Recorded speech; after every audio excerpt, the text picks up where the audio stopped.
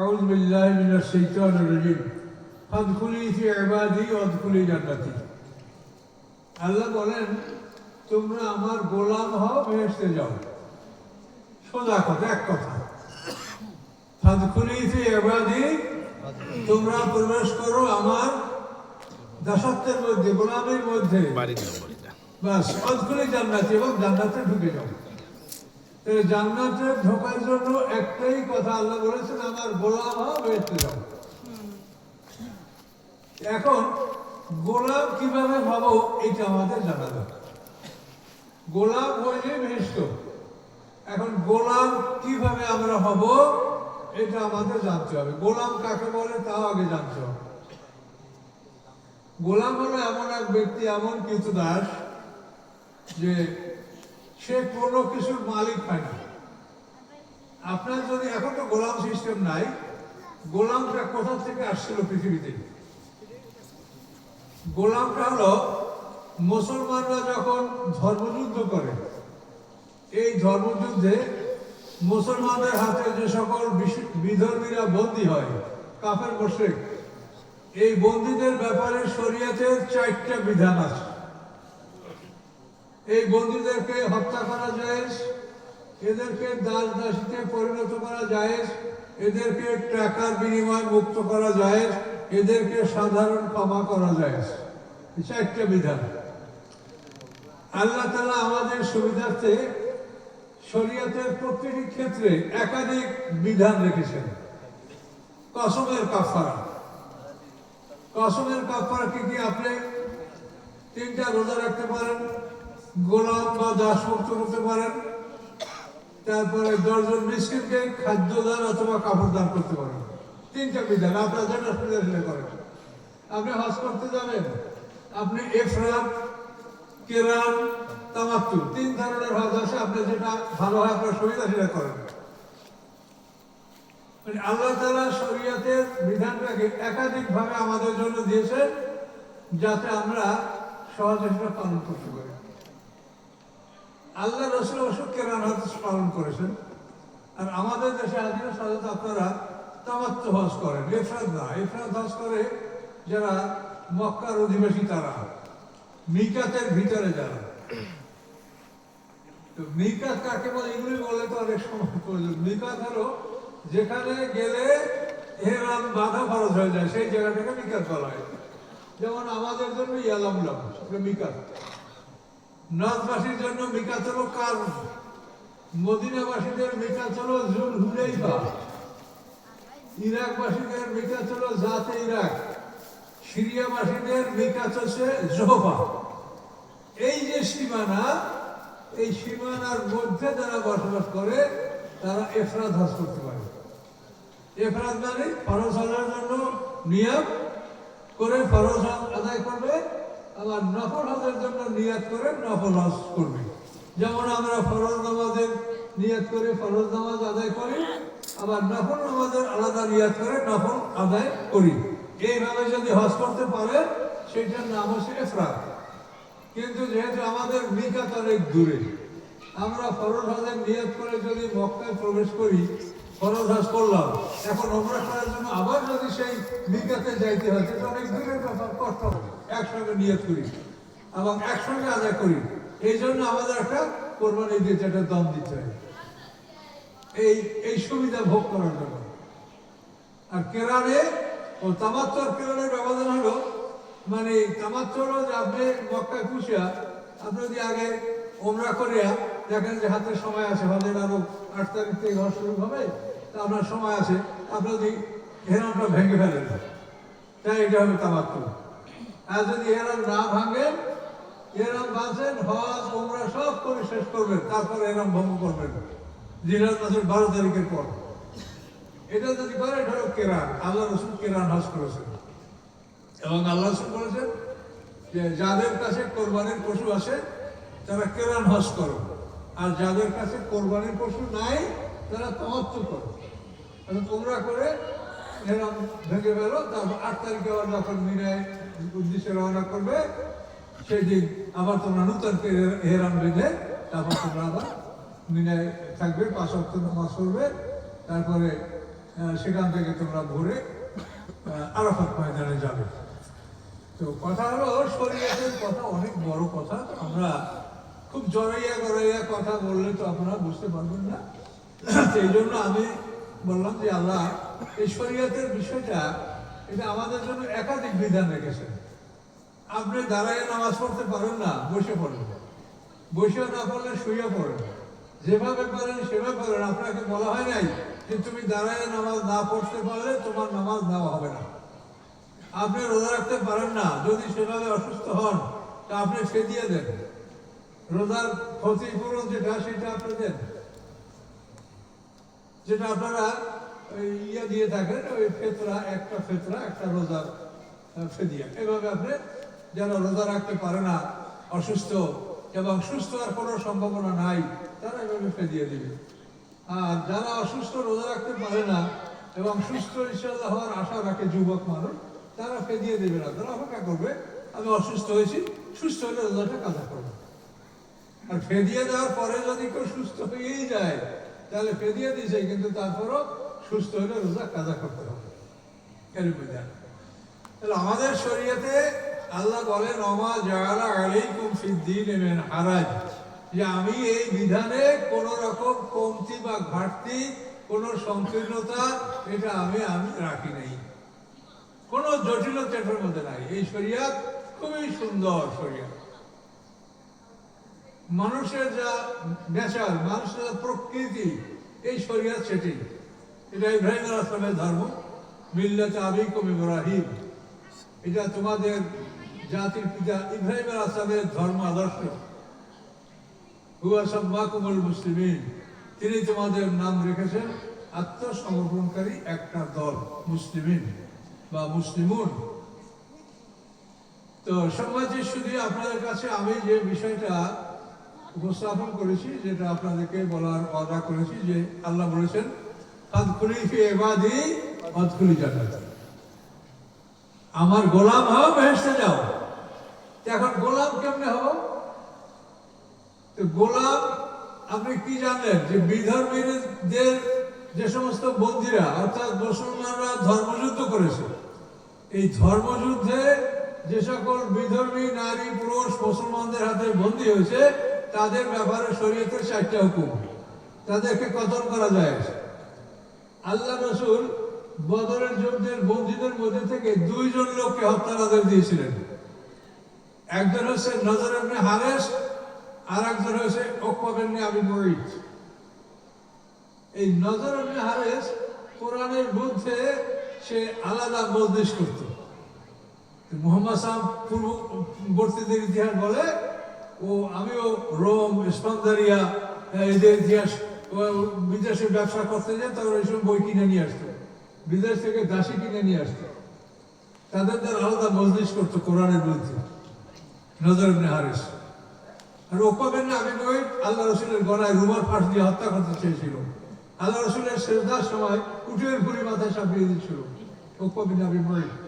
এই 2টা লোককে আল্লাহ রাসূল বদরের যুদ্ধবন্দীদের মধ্যে কতল করার আদেশ দিয়েছেন। এদেরকে নিয়ে যখন মদিনার উদ্দেশ্যে আল্লাহ রাসূল রওনা করেন, তখন সাফরা নামক উপত্যকায় বসে আল্লাহ রাসূল আদেশ দেন এবং হযরত আলী রাদিয়াল্লাহু তাআলা আনহু এই 2টা লোক হত্যা করেন। তাহলে যুদ্ধ বন্দীদের হত্যা করার বিধান আছে। হত্যা না করে যদি দাস দাসীতে পরিণত করা হয়, তা করা জায়েজ আছে। ইহুদি বনু কুরাইজা এদের সমস্ত নারী শিশুদেরকে দাস দাসীতে পরিণত করা হয়েছিল। তো বিনা ক্ষতিপূরণ ছাড়াই, মানে বদরের যুদ্ধে যারা বন্দী হয়েছিল তাদের থেকে ক্ষতিপূরণ নিয়ে মুক্ত করা হয়েছিল। এটা আপনারা জানেন, খুব মর্মান্তিক ইতিহাস। আল্লাহ রাসূল বন্দীদের ব্যাপারে পরামর্শ চেয়েছিলেন। তো উমর ফারুক বলেন যে আমি খোলা তলোয়ার নিয়ে দাঁড়িয়ে থাকবো, আমার আত্মীয় স্বজন যারা বন্দী হয়েছে আমার সামনে হাজির করা হোক, আমি তাদের সবাইকে কেটে ফেলবো। এভাবে আলী রাদিয়াল্লাহু তাআলা আনহু খোলা তলোয়ার নিয়ে দাঁড়াক, তার আত্মীয় স্বজন আলী রাদিয়াল্লাহু হত্যা করবে। তো এইভাবে আব্দুল্লাহ ইবনে রাওয়াহা বলেছিলেন, আনসার নেতা, যে এই বন্দীদেরকে একটা জঙ্গলে ঢুকে চতুর্দিক থেকে আগুন ধরে দেওয়া হয়। আবু বকর সিদ্দিক তিনি বললেন, ইয়া রাসূলুল্লাহ, এই যারা বন্ধু হয়েছে তারা তো আপনার আত্মীয় স্বজন, আপনার মক্কার লোক, এরাও মক্কার লোক, আপনারই আত্মীয় স্বজন, কাজে এদেরকে আপনি মুক্তিপণ নিয়ে, ব্লাড মানি, ক্ষতিপূরণ নিয়ে আপনি এদেরকে ছেড়ে দেন, টাকাটা আমাদের কাজে আসবে এবং এই লোকগুলো ভবিষ্যতে ইসলাম গ্রহণ করতে পারবে, এদেরকে আপনি হত্যা করেন না। এই জন্য আবু বকর সিদ্দিকের পরামর্শ। এখন আল্লাহ রাসূল কি করলেন? আবু বকর সিদ্দিকের পরামর্শ গ্রহণ করলেন, এদেরকে আল্লাহ রাসূল হত্যা করেন। তাদেরকে বিভিন্নভাবে যার পক্ষে যেটা সম্ভব সেভাবে সর্বোচ্চ 4000 দিরহাম, তার সাথে আরো কম যারা অক্ষম তাদের থেকে কম, এভাবে নিয়ে আল্লাহ রাসূল সেই বদরে যারা 70 জন বন্দী হয়েছিল তাদেরকে আল্লাহ রাসূল মুক্ত করেছেন। তাহলে এখন দাস দাসী, যে দাস বা দাসী হবে সে নিজের কোনো সম্পত্তির মালিক হবে না। সে যে আয় করবে সে আয় যেটার মালিক হবে তার মুরিদ। দাস দাসীকে যাকাত দেওয়া যায় নাই, তার কারণ দাস দাসী সে তো আপনার দাস, আপনার কাছে সে খাদ্য পাবে, পোশাক পাবে। এখন যদি আপনি যাকাতের টাকা তাকে দেন তাহলে আপনার যাকাত আপনি খাইলেন, এই জন্য দাস দাসীকে যাকাত দেওয়া যায় না। তো আল্লাহ বলছেন তুমি আমার গোলাম হও, ভেস্তে যাও। এখন আমরা কিভাবে গোলাম হব? এই যে আল্লাহ সূরা তাওবার 111 নম্বর আয়াতে আল্লাহ প্রস্তাব করেছেন, ইন্নাল্লাহ আশতারা মিনাল মুমিনিনা আনফুসাহুম ওয়া আমওয়ালাহুম বিআন্না লাহুমুল জান্নাহ। নিশ্চয়ই আল্লাহ তাআলা মুমিনদের জীবন সম্পত্তি ভেস্তের বিনিময়ে খরিদ করেছেন। পার্সনস এন্ড প্রপার্টিজ, আপনার জীবন এবং সম্পত্তি, এটা আল্লাহ জান্নাতের বিনিময়। ইন্নাল্লাহ আশতারা মিনাল মুমিনিনা আনফুসাহুম ওয়া আমওয়ালাহুম বিআন্না লাহুমুল জান্নাহ। নিশ্চয়ই তাদের জন্য জান্নাত। এই জান্নাতের বিনিময়ে আল্লাহ তাআলা মুমিনদের জীবন সম্পত্তি খরিদ করেন। সামনে আল্লাহ বলেন, ফাস্তাবশিরু বিবাইকুম আল্লাযী বায়াতুম বিহি। এই বেচাকিনা যারা করেছো তারা সুসংবাদ গ্রহণ করো, তারা একটা সুন্দর বেচাকিনা করেছো। যেহেতু তোমার জীবন সম্পত্তি বিক্রি করে তুমি জান্নাত লাভ করেছো। জান্নাত কি তুমি জানো? সোনার বাড়িঘর, অট্টালিকা, প্যালেস, সেখানে সব বাড়িঘরগুলি স্বর্ণের তৈরি। তুমি অনন্ত যৌবন লাভ করবে, 33 বছর বয়সে তুমি জান্নাতে প্রবেশ করবে, হাজার হাজার কোটি বছর ওইভাবে তুমি থাকবে। তোমার স্ত্রীরা চিরকুমারী, চিরকুমারী তারা বড় হয়েছে, হায়াত আসে নাই, এই বয়সে তাদেরকে তোমাদের সাথে আল্লাহ তাআলা বিবাহ ব্যবস্থা করে জাওয়াজনাহুম বিহুরিন ঈন। সুন্দর চক্ষু বিশিষ্ট,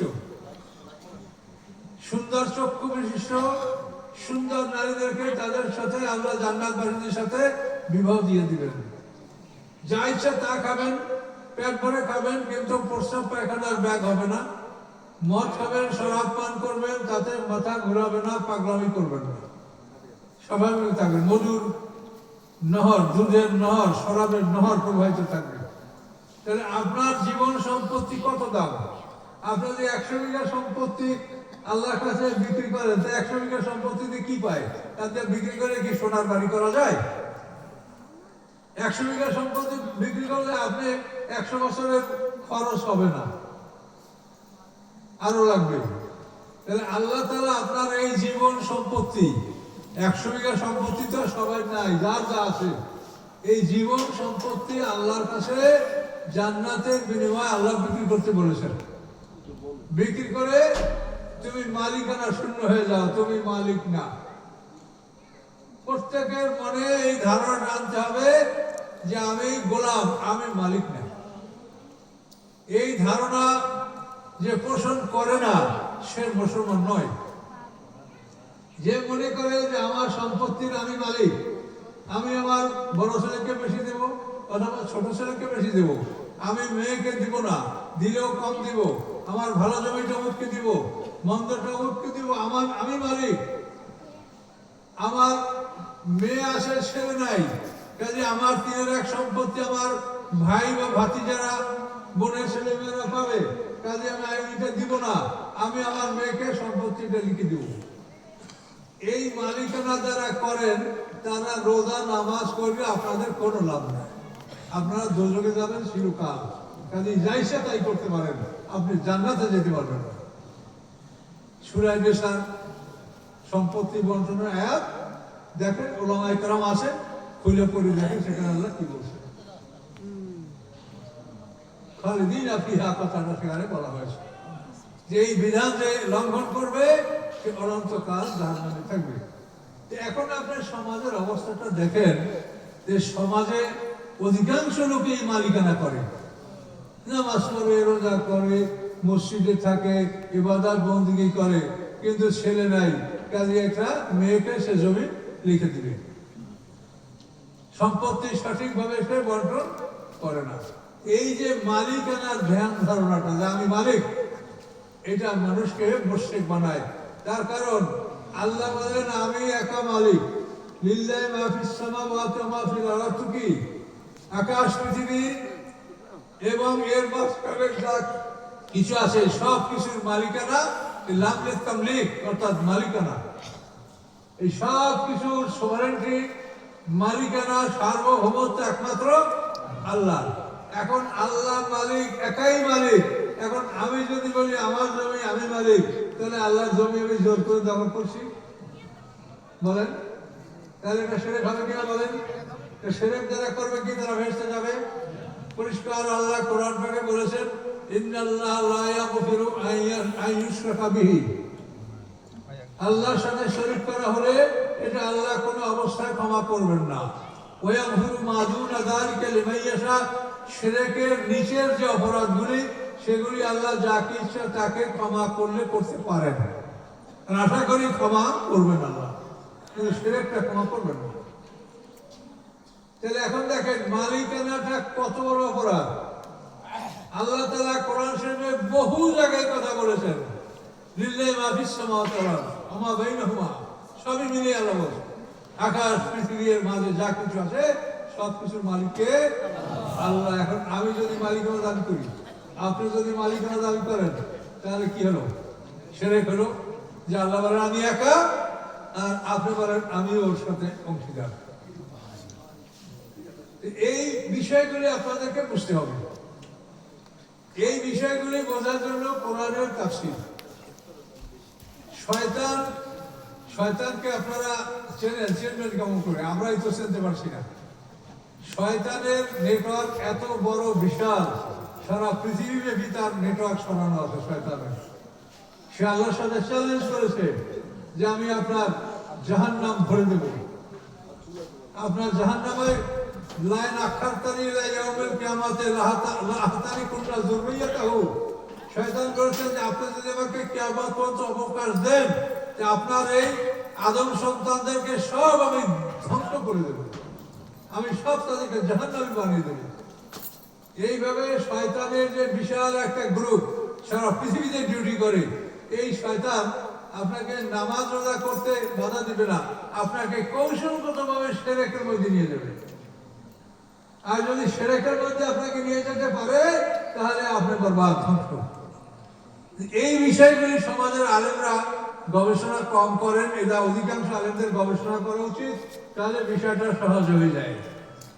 আমরা অল্প লোকে বলে এটা আমরা সমাজে দাঁড়াতে পারছি না, আমি এই জন্য বড় দুঃখ করছি। তো সম্মানিত শুধু আমাদের এই বিষয়গুলি ধীরে ধীরে আপনারা জানার চেষ্টা করবেন এবং এই জন্য সময় ব্যয় করতে হবে। আমি আল্লাহর শুকর আদায় করছি, আমি 2000 সালে যখন চাকরি রিজাইন দিয়েছি তখন আমার আরো 10 বছর চাকরি ছিল, আমি ফাজিল মাদ্রাসার প্রিন্সিপাল ছিলাম।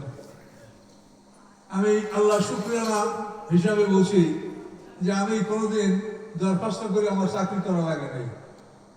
ওই মাদ্রাসার প্রিন্সিপাল পদ খালি আমাকে বাড়ি থেকে ডেকে নিয়ে চেয়ারে বসাইয়া রেজুলেশন করে, মানে অ্যাপয়েন্টমেন্ট লেটার রেজু থেকে করে আমাকে দিয়ে দিয়েছে। এভাবে আল্লাহ তাআলা আমাকে বড় সম্মানের সহিত চাকরি করার সুযোগ দিয়েছে। কিন্তু আমি 10 বছর চাকরি থাকতে চাকরি রিজাইন দিয়েছি এবং আল্লাহকে এতটুকুই বলেছি যে আল্লাহ আমি আপনার কোরআনের খেদমতের জন্য জীবনের বাকি সময়টা অফ করে দিলাম, যদি দয়া করে আপনি কবুল করেন। এভাবে চাকরি ছেড়ে দিয়ে আমি কোরআনের উপরে গবেষণা করেছি। খুব অল্প সময়ের মধ্যে আল্লাহ আমাকে তৌফিক দিয়েছেন, আমি 30 পারা কোরআনের তাফসীর প্রায় 3000 পৃষ্ঠা 10 খণ্ড আমাকে আল্লাহ লেখার তৌফিক দিয়েছেন। এরপরে আমি আলাদা সিরিজ বই লিখেছি, 11টা বের হয়েছে, এখন 12 নম্বর বইটার কাজ চলছে, বের হবে আশা করি। রাসূল সাল্লাল্লাহু আলাইহি ওয়াসাল্লামের জীবনী লিখেছি, তারপর কোরআনের শব্দার্থ সহ 2 খণ্ডে কোরআন লিখেছি, সেটা বড় ভলিউম 1600 পৃষ্ঠা।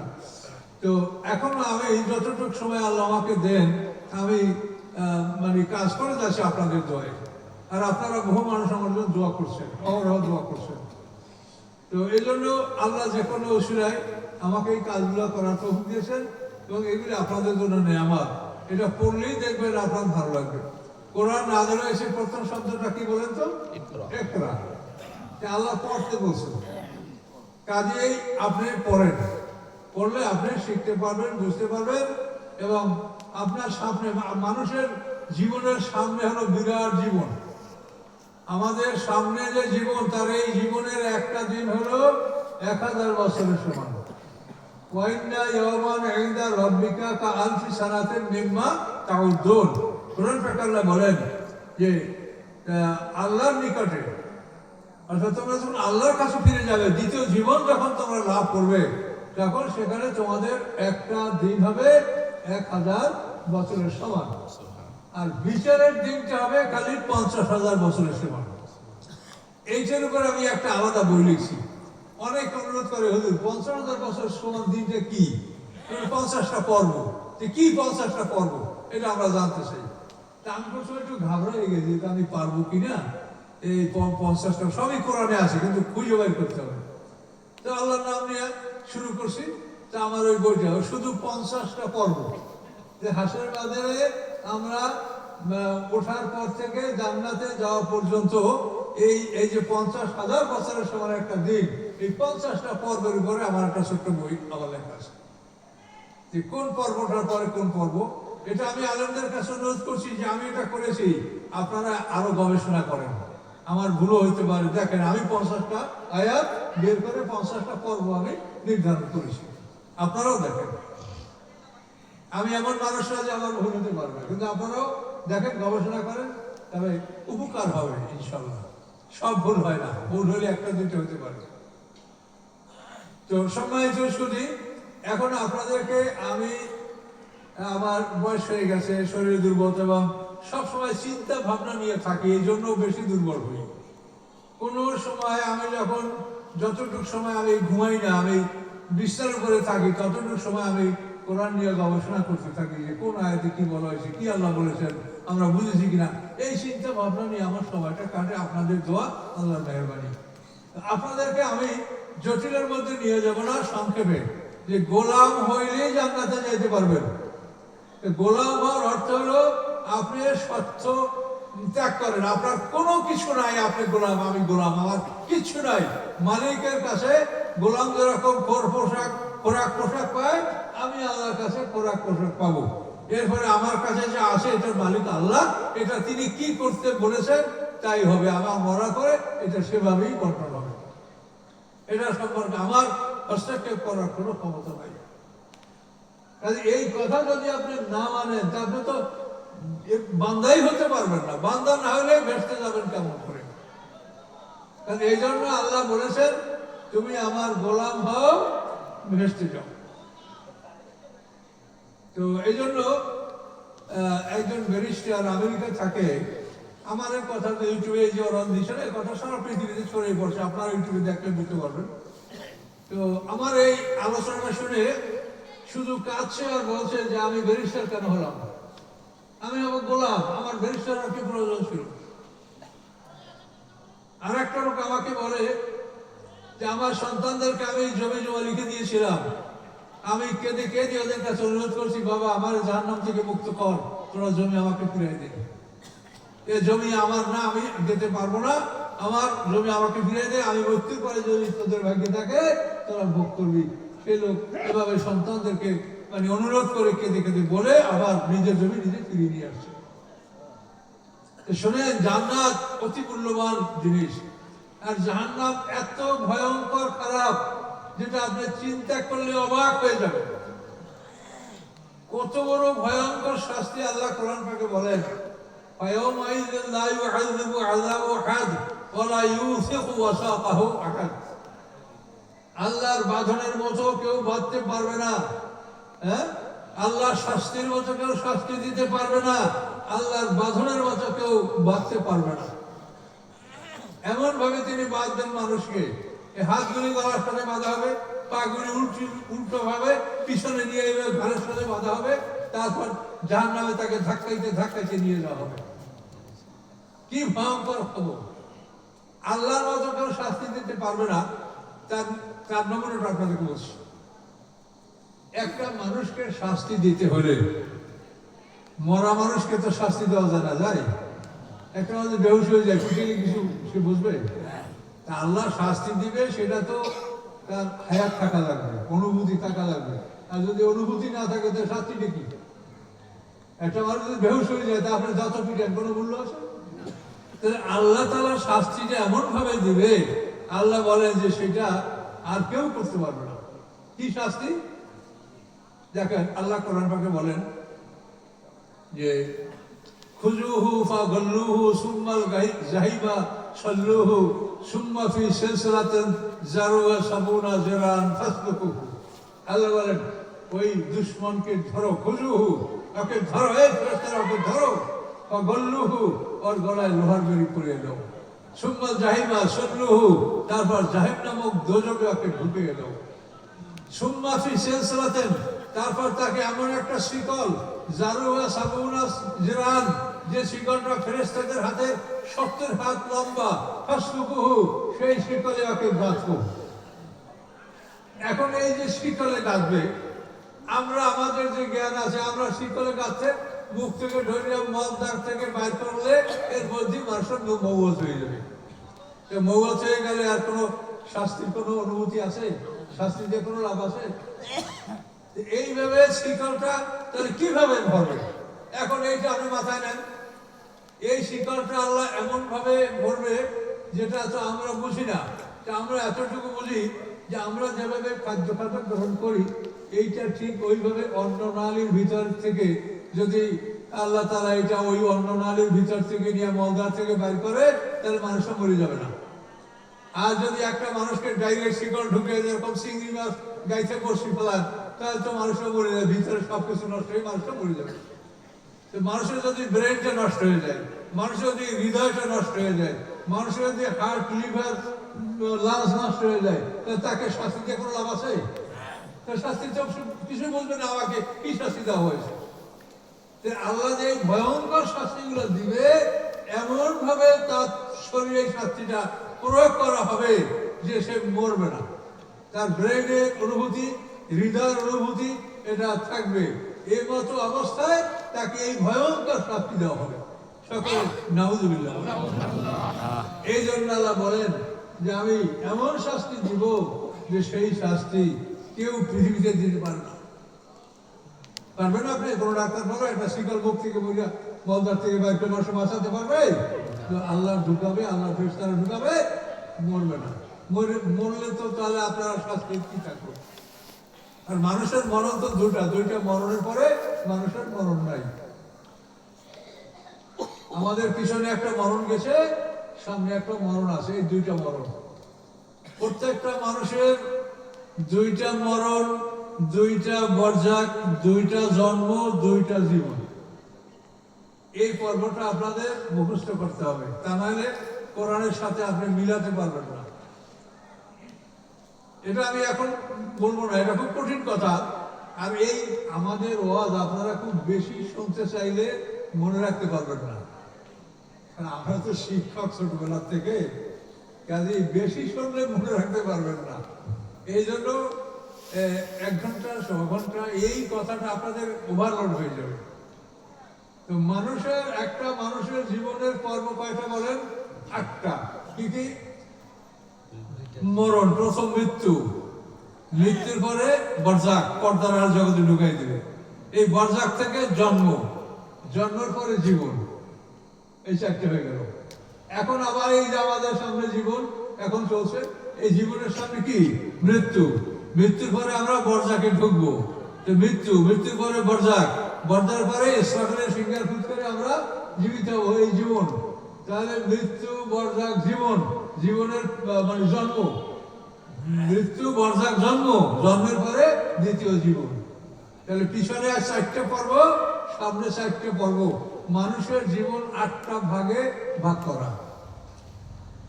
এগুলি হঠাৎ করে আমি একা বললে আপনার মনে রাখতে পারবেন না। সমাজে যে নসিহতগুলি হয়, সকল আলেমরা যদি কোরআন থেকে এই ধরনের কথাগুলো বলে, আপনাদের কাজগুলো সহজ হয়ে যাবে। আর আমি হঠাৎ করে বললে আপনাদের কাছে কঠিন হবে। আর আমার তো আর কতদিন মাঠে আসা, এটা কতদিন সম্ভব হবে সেটা আল্লাহ ভালো জানেন। এটা তো মানে এখন কষ্টকর আমার জন্য হচ্ছে, এত দূর দূরান্ত জার্নি করা কষ্ট লাগছে। তো যাই হোক, আমার পক্ষে আমি যেটা আল্লাহকে বলেছি যে আমার জীবনটা আমি কোরআনের জন্য আমি অক্ষ করলাম, কাজে আমি যত সময় বেঁচে আছি আমি তত সময় ইনশাল্লাহ শুয়ে শুয়েও আমি মানুষের কোরআনের খেদমত করব।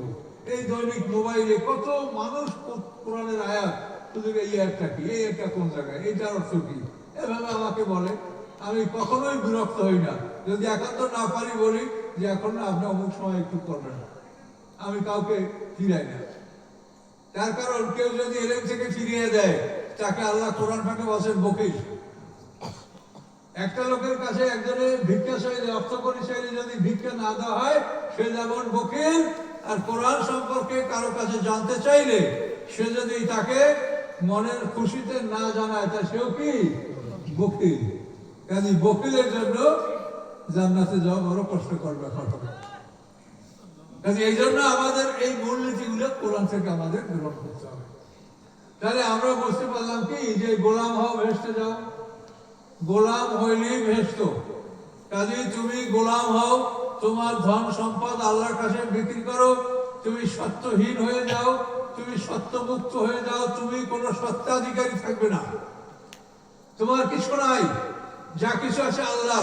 আমি তার গোলাম, আমাকে সে খেতে পড়তে দিয়েছে, আমাকে ইসরাফ করতে অপব্যয় করতে মানা করেছে। লা তাজাল ইয়াদাকা মাগলুলাতান ইলা উনুকিকা ওয়ালা তাবসুতা কুল্লাল বাস। আল্লাহ বলছে, হাত দুটো তুমি এরকম গলার সাথে লাগিয়ে রেখো না, মানে কৃপণতা করিও না, আর একেবারে ছড়াইয়া দিও না, মানে সবকিছু অপব্যয় করে নষ্ট করো না। মধ্যমপন্থী অবলম্বন হয়ে তুমি তোমার জীবন যাপন করো, এবং বাকি যে অবশিষ্ট আছে সেটার জন্য আমি যে বিধান করেছি সেই বিধান অনুযায়ী সেটা ব্যয় হবে। এইভাবে যদি আমরা পৃথিবীতে আল্লাহর বিধান মেনে চলি, তাহলে পৃথিবীতে শান্তি প্রতিষ্ঠিত হবে। আপনি সন্তানকে ভালোবেসে একজনকে বেশি দিয়ে দিলেন, বা আপনার 5টা বাড়ি আছে, ভালো বাড়িটা একজনকে দিয়ে দিলেন, কিন্তু আপনি মরে যাওয়ার পরে আপনার সন্তানরা যতদিন পৃথিবী বেঁচে থাকবে ততদিন পর্যন্ত তারা এরিয়া কন্দল করবে। কি করবে কিনা বলেন?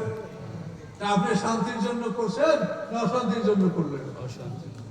আপনি যে কাজটা করছেন মনে করছেন যে আমি ভালোর জন্য করেছি, কিন্তু আপনি এই সন্তানদের অশান্তি আর আপনার কবের অশান্তি। তুমি মালিকানা করলে কে অধিকার দিস তোমাকে মালিকানা?